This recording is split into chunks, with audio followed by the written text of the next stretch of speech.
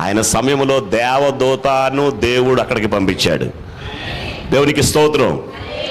నేను మీతో ఈ రాత్రి కాలపు వేళ ప్రవచనాత్మకంగా చెబుతున్న మాట ఏంటయ్యా అంటే, మీరు ఇన్ని సంవత్సరాల నుంచి చేస్తూ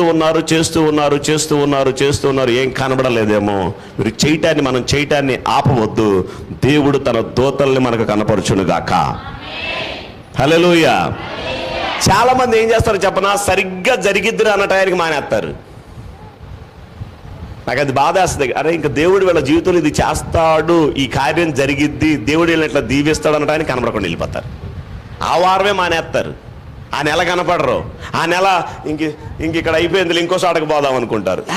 పిక్చర్లో ఉన్నది తిరగకూడదు.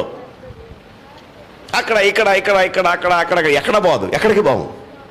స్థిరముగా ఉన్నవారు దీవించబడతారు. దేవునికి స్తోత్రం. ఎవరండి స్థిరముగా ఉన్నవారు?